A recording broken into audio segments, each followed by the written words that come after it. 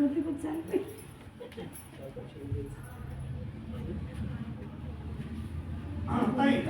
कोणाला देतात ज्ञान अर्थ वा तुम्ही कोणाला देतात काय ज्ञान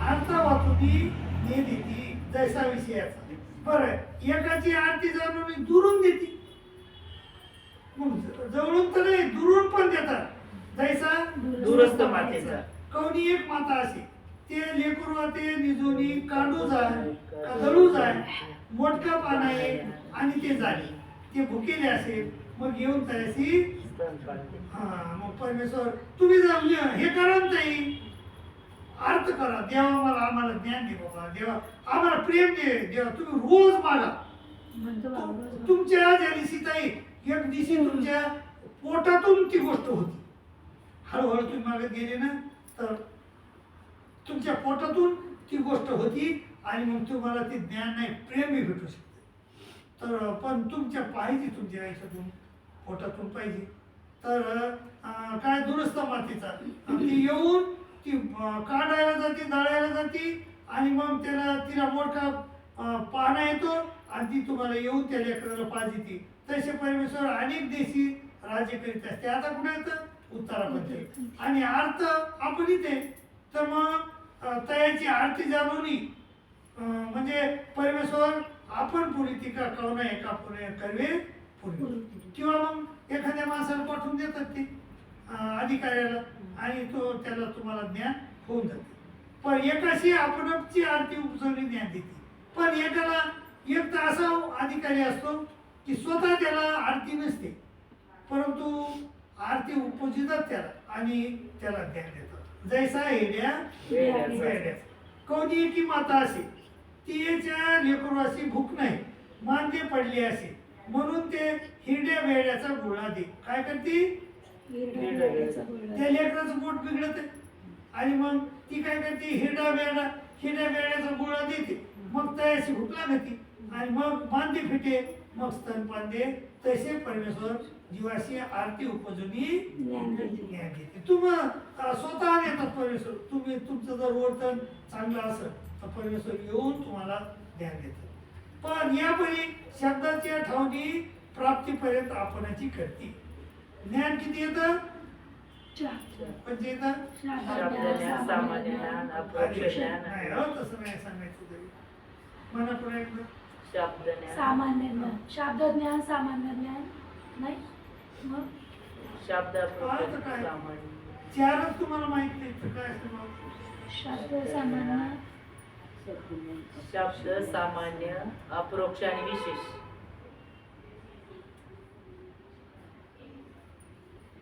काय ते हे काहीतरी राहते काय भाऊ शब्द हा सामान्य विशेष आणि नाही लाईन येईल सिक्वेन्स येईल शब्द शब्द अपरोक्ष हा.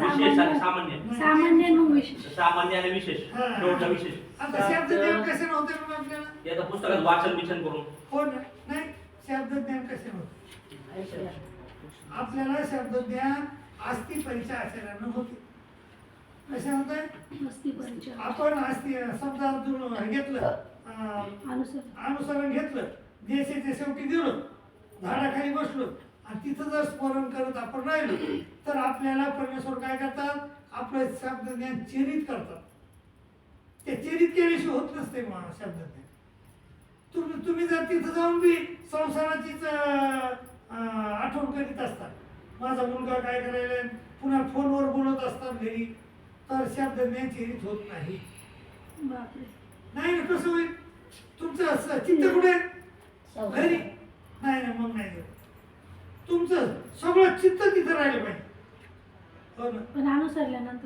अनुसरल्यानंतर तुम्ही तिकडे गेले पाहिजे आणि तुम्ही घर विसरले पाहिजे तर बघा आपल्याला नाही का आपण जर एखादं आपण जेवलो ओकलेलं खातं का तसं एकदा संसार सोडला रे की पुन्हा त्याच्याकडे पाहायचं नाही आपण सकाळी दिशेला जातो पुन्हा वापस फिरून पाहतो का तसं पाहायचं नाही तर ते शब्द चेंज होते नाही तर होत नाही बाबा आता आम्ही सर्वजण इथं बसलोय हो आता आमच्याकडे आम्हाला शब्द नाही का आम्हाला ह्याचा शब्द मलाच नाही तर तुम्हाला कोणतं ज्ञान आहे मग? कोणतंच ज्ञान नाही तुम्हाला.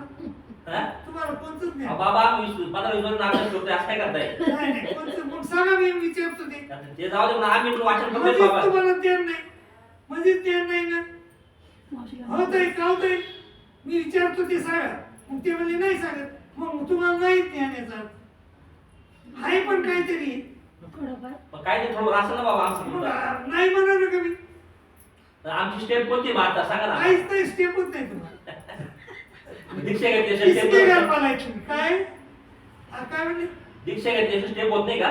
नाही नाही दीक्षेचा आणि याचा दीक्षेचा तर काहीच विषय नाही हो. अनुसरण अनुसर तुम्हाला ज्ञान आणि दीक्षा हे वेगळी आहे का. तुम्ही तर म्हणता मग आस्ती बरीच आचरण केल्याशिवाय होत नाही बोल शब्द ना. हो ना मग ते शब्द ज्ञान वेगळे आहे हे ज्ञान वेगळे आहे हे ज्ञान वेगळे आहे हे अक्षराचं ज्ञान आहे.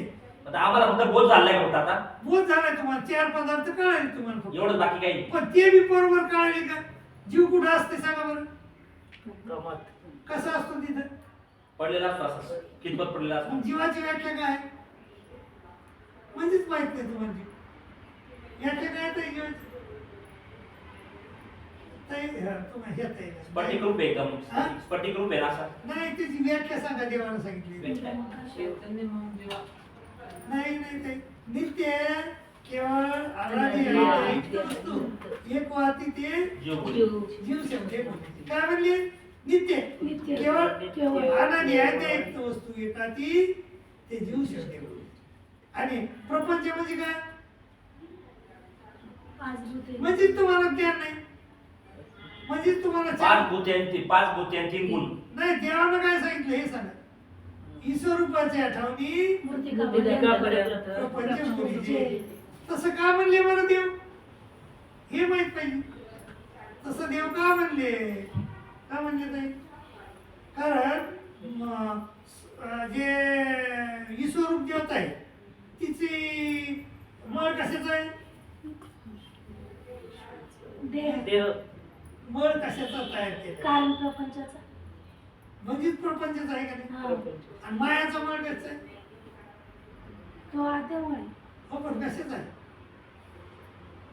म्हणजे हेच माहित नाही तरी तुम्ही लय मस्त होते हो. कसं काय झालं तुमचं काम. हा परत विसरून गेलो सगळं हो ना भाऊ सगळं सांगत होते तिघी जणी ती एक कल्पना ताई ह्या दोघी परत पाहिलंच काहीच ना काहीच परत पाहिलंच नाही ते पाहिलंच क्लास नाही. झाला. अरे आता परत करतो आम्ही अभ्यास. नाही ना असं नाही करायला पाहिजे. अभ्यास करायला पाहिजे. आणि तुम्ही ते केलं ना आणि विसरून गेले त्याचा काहीच फायदा नाही. घेतलंच नाही परत. बोध राखीला भटवास काय म्हणले बोध राखीला त्याचा तो सुरे. बोध राखला पाहिजे तुम्ही. आता काही बाबा लोकांचं नाही का 10-10 वर्ष नाही काहीच आठवत नाही. एका वाजावर पडून असतात काही फायदा नाही त्या बाबाचा. बोध नाही राखला. बोध मरेपर्यंत राखला गेला पाहिजे. मी मरायलो तरी तुम्ही मला विचारलं तर मला सांगता आलं पाहिजे. हो त्याला म्हणतात बोध राखला. हा आणि परमेश्वराची व्याख्या काय नाही माहिती. देवतेची व्याख्या काय नाही माहिती. म्हणजे 4 पदार्थ तुम्हाला कळाले का भाऊ कळाले का नाही म्हणा नाही म्हणू ना. अरे आता बघ तुम्ही आता वेगळंच प्रश्न विचारले. नाही ना भाऊ हे सगळं कळलं म्हणजे ते कळलंय ना. हे कळायला पाहिजे तुम्हाला बाबा. तर हे कळायला पाहिजे. तर हे हा म्हणता कळत नाही कळत आणि त्याच्यात नाही करता येईल. त्याच्यात आहे ना काय म्हणते त्याला त्याच्यात तुम्हाला गोडी पाहिजे. त्याच्यात तुम्ही त्याच्यात तुम्ही नाही का त्याच्यात तुमचं मन पाहिजे. मन लिहून दिलं होतं हो ना सगळं लिहून लिहून दिलं. दिलं हो सगळं मन दिलं होतं मन पाहिजे त्याच्यात. मन बुद्धी त्याच्यात पाहिजे नाही का. पुस्तकात स्मरण पठन योगे स्मरण पठन योगे पुढे काय म्हणा काय म्हणा स्मरण पठन योगे करुण सुखाची हे कळा आलं पाहिजे आपल्याला. स्मरण पठन चिंतन करावं. स्मरण पठन योगे करुणी परसुखाची ब्राह्मण कसा परसुखाची आवड पाहिजे ना. आपल्याला सगळी संसारिक सुखाचीच आवड आहे. तर हे तुमची जोपर्यंत तुम्हाला याच्यात हे ना तुम्हाला वाटत नाही आणि तुम्ही तुमचे काम बाकीचे सोडून याच्यात जवळ तुम्ही रममान होत नाही तो तुम्हाला हे परमेश्वर. माझं काय हो, मी कोण आहे मधातलं? मी कोणीच नाही, पोस्टमन आहे मी. पण परमेश्वर तुम्हाला ज्ञान देत नाही जोपर्यंत तुम्हाला मग हेच वाटत आहे खरं. म्हणजे काय आज कुठे गेले ते गंगापूरला. मग तेच तुम्हाला जर खरं वाटत असेल तर ते नाही जमत, ते जमत नाही. तर बघा ते एक अशी आपल्याची बाबा देवतेची व्याख्या हा? देवतेची व्याख्या देवतेची आली तर तिचं देखील मी काय याच्यात म्हणले? फक्त सांगा ना. नाही ते म्हणले काय क्षणिक सुख देणार आहे. नाही नाही शक्ती शब्द आहे सगळे देवता. शक्ती म्हणजे देवता. शक्ती शब्द आहे सकाळी देवता सकाळी गुण सकाळी सगळे धर्म ज्ञान विज्ञान हे सर्व शक्ती शब्द बोली जाते. युक्त म्हणजे येतात सहित म्हणजे सगळं ते गुण येतात ते. म्हणजे दोन परमेश्वराजवळ दोन शक्ती असतात, जड आणि चारी पण मग चेतन. जड आणि चेतन. जड म्हणजे गुणधर्म ज्ञान विज्ञान, त्याला शक्ती म्हणा. तर बघा ताई काय म्हणले, एका अति उपजुनी ज्ञान देते जसा हिऱ्या बेड्याचा आणि यापरी शब्दाच्या ठावणी प्राप्तीपर्यंत आपणच करते. तर किती ज्ञान? चार म्हणजे सामान्य ज्ञान अप्रोक्ष शब्द ज्ञान. शब्द अप्रोक्ष सामान्य विशेष. शब्द अप्रोक्ष सामान्य विशेष. तर मग हे चार ज्ञान आहेत. तर मग ते बघा हा जो दृष्टांत आहे जशाला तसा बसतो हा, याला 40वा दृष्टांत म्हणतात आणि याला सुरीचा दृष्टांत म्हणतात. जशाला तसा पूर्ण दृष्टांत म्हणतात याला. गावात एक काय तो लवार. गावात लवार म्हणजे कोण? ते लोखंडाचे लोखंडाचे लोखंड लावून देणार म्हणजे हिडे खिळे. खिडे त्याला लवार म्हणतात. पण आणि ते कशात येतात, एक गाडी असते त्याची गाडी आणि त्या गाडीला काय झुकलेलं असते सांगा बरं भाऊ, काय असते धार लावायचं चाक. नाही त्या गाडीला कुत्री असतात का मांजरं असतात का गाढव असतात का असते का बैल असतात काय असतात हा? गाढव. अरे गाढव गाडीला झुकते का? बैल नसतात ते. कुत्री असतात का उघडं? मग मी विचारलं काय असतं भाऊ? घोडा असतो ना, का बरं घोडा? का बरं घोडा?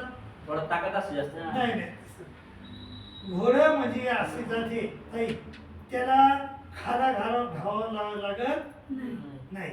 त्याच्या पायाला दोरी बांधली रे की ते गेलं सोडून की ते आपसेच सोडून येते असं.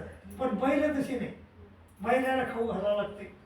आणि ते का घोडे का चांगले थोडीच वापरतात, म्हणजे जे गेलेले कामातून गेलेली घोडे असतात ते, आणि ते घोडे लावतात आणि त्या घोड्याला मग आलं किंवा मग एकच घोडा लावतात. आमच्या तिकडे एकच असतंय, नाही तर दोन. तुम्ही लावावर आमच्या गावात लावावर राहते. मी म्हणलं तू घिचडी, मी म्हणलं हे घोडेच खाऊन वापरत आहे तुम्ही? त्याला विचारलं मी. अहो ते म्हणलं बाबा घोड्याला वैरण टाकावं लागत नाही, घोड्याला काहीच खाऊ घालावं लागत नाही, त्याला सोडून दिलं रे. आम्ही ज्या गावात गेलो आता त्या गावात गेलं सोडून की ते, आणि त्याला कोणी चोरून देत नाही. त्याच्या आगावर सगळ्या गोमाशीच असतात, कोणी त्याला कोणी चोरून नेत नाही. आणि मग त्याला ते चोरून येतंय संध्याकाळी आम्ही त्याला मग बांधून टाकतो, सकाळी पुन्हा सोडून देतो आणि पुन्हा गावाला जायचं असलं तर पुन्हा त्याला घेऊन जातो त्याच्या गादेडीला हे करून. तर असं आहे. तर ते गावात येते ते त्या दुकान लावते. कुठं लावते? गावाची इशी. आणि मग लोक येतात, खेळ आमची हे नीट करून द्या, आमची कुऱ्हाड लावून द्या, कुदळ लावून द्या, कायलो लावून द्या, मग पास लावून द्या. तर मग एक माणूस येतो, त्याच्याजवळ सुरी असते, त्याच्या सुरी असते. ते म्हणते सुरी लावून द्या. ते म्हणते अरे ही सुरी लय चांगली असते ती. मग ते म्हणते अरे ही सुरी नाही का गजली, आणि ही सुरी नाही का तू जर याच्यात टाकली ना आगीत तर हे जळून जाईल. तू काय कर, ही मला इकडे देऊन टाक. पैसे घे 4 पैसे आणि जाय तू घरी आणि मी याचं काहीतरी इळे करून लिखीन असं म्हणते ते. आणि म्हणल्यानंतर मग काय झालं ती देते त्याला. आता शेतकरी त्यानं कुठं कमी लिहिली असती का ती. आपण कमी लिहिलं नसलं तरी त्याची काही किंमत नसते आपल्याला. जे आपण कमी लिहिलं असतं त्याची किंमत आपल्याला असते. त्यानं ते कमी लिहिलं नसते मग ते काय करताय घेऊन टाकतंय जातंय. पण हे घिसलेले हरामी असतो त्याला माहिती आहे की हे पुन्हा वापस आलं तर काय होईल भांडण तिच्यावर त्याला आधीच मोडतोड करून टाकून देते. आलं तर बघ बाबा तुम्ही कुठे काय करायचं. आलं तर ते मी इकडं तिकडं हे करून टाकली बघ आणि मग पण त्याचं लक्ष सगळं त्याच्यावर असतंय कशावर सुरीवर. आणि मग ते सुरीला काय करतंय त्याचं लक्ष त्याच्यावर आणि मग त्या सुरीला बरोबर करतंय. त्याला दुसरी मूठ लावतंय त्याला चिंचेचं पाणी लावतोय इतकी छान करतंय आणि राजाला नेऊन देतंय आणि राजा त्याला पैसे देतो आणि मग ते याचा जीवन त्याच्यावर चालवते. तसं आहे ना आपली जी देहाभिमान देवता आहे ती आपल्याला अनुसरायला लावते. आपण अनुसरलो की खाती म्हणजे परमेश्वर आणि तो खाती म्हणजे परमेश्वर आणि सुरी म्हणजे आपण. आपल्याला ती देहाभिमान देवता त्या याच्याकडे नेऊन देते लवाराकडे. मग लवार आपल्याला नीट करतो आणि मग आपल्याला ब्रह्ममध्ये पाठवतो. असा हा दृष्टांत देते. तर हा दृष्टांत अतिशय महत्वाचा आहे. कळाला का. याच्यातून तुम्हाला जर मी वाचून दाखवलं तर तेवढं कळणार नाही पण असं वरवर सांगितलं तर ताबडतोब कळतो. तर हा दृष्टांत आहे अतिशय महत्वाचा दृष्टांत आहे आणि हे दृष्टांत म्हणजे पूर्ण दृष्टांत म्हणतात याला. तर असा दृष्टांत देत आहे. याच्यानंतर दृष्टांत आहे काही बरं का रोखण्याचा. एक अन्यथा ज्ञानी परमेश्वर दासी म्हणून करते पण ते धरिती. काही लोक काय करतात त्याला ज्ञान नसतंय पण ते देवाचं दास्य करतात ज्ञान नाही पण त्याला त्याचा काही फायदा होत नाही. तर त्याला फायदा आपल्याला ज्ञान पाहिजे. कोण देव आहे हेच कळणार नाही आपल्याला. देवतेलाच आपण देव म्हणालो किंवा जीवाला देव म्हणालो. काही लोक काय करतात आई वडिलांना आयुष्यभर जीव खाऊ घालत नाही पण मेलं की त्याला शेतात नेऊन पुरतात किंवा जाळतात आणि त्याच्या समाधी बांधतात तर त्याची सेवा करत बसतात. तर ते चुकीचं आहे का नाही. तसं त्या याच्यावर हा दृष्टांत दिलेला आहे. 1 मिनिट. जीव आहे त्यावरच का लागला मेल्यावर जीव तर जीव पाहायला येतोय का